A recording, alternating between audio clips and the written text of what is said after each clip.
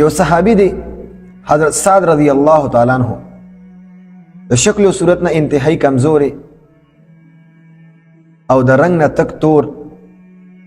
او په زړه کې د ایمان جذبه نبی علیہ الصلوۃ والسلام سره محبت هغه امتحان سیوا یو پیر د رسول الله صلی الله علیه و آله وسلم په مجلس کې حاضر شو او نبی علیہ الصلوۃ والسلام ته درخواست وکړو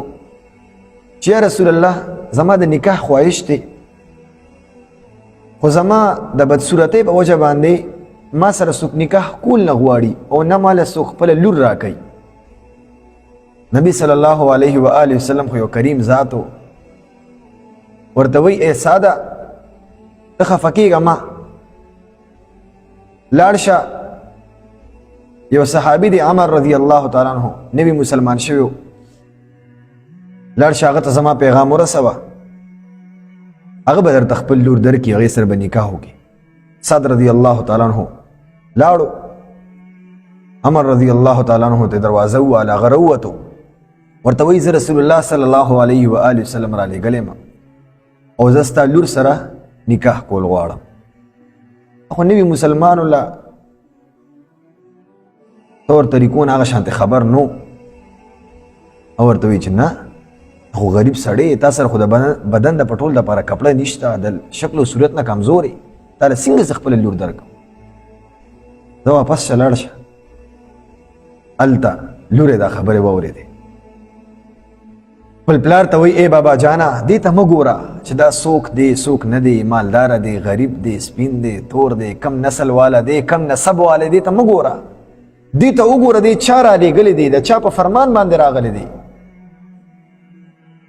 دا نبی علیہ الصلوۃ والسلام رالیږلی زه نکاح ته تیار یم سعد رضی الله تعالی عنہ نبی علیہ الصلوۃ والسلام ته خبر ورکو رسول الله صلی الله علیه وسلم هم ډیر زیات خوشاله شو ورته وایي ای ساده لاړ شه بازار کې ځان له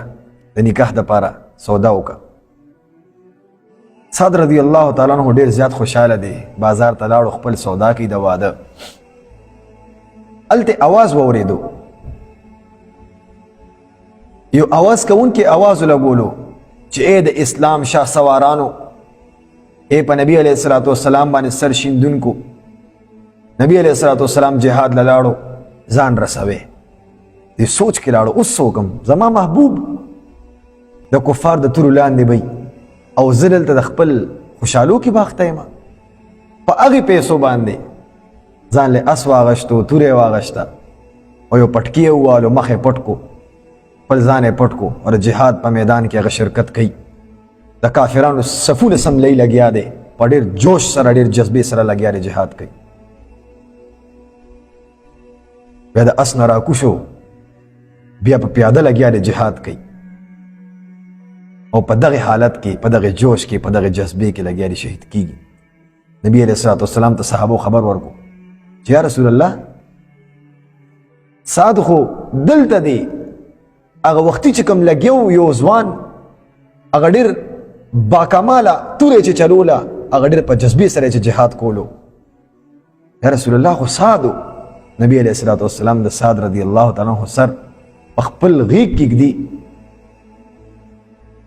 او وایي دا کم سامان دلته پاتې دی د تورو دا اس دا منډه د عمر رضی الله تعالی عنہ ته ورسوه ورته ووایه چې سعد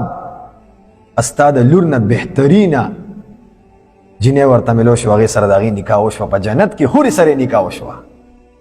د صحابو دومره ناشنا محبت پیغمبر سره ټول عرص یې پې قربان کړ دې ته وایي محبت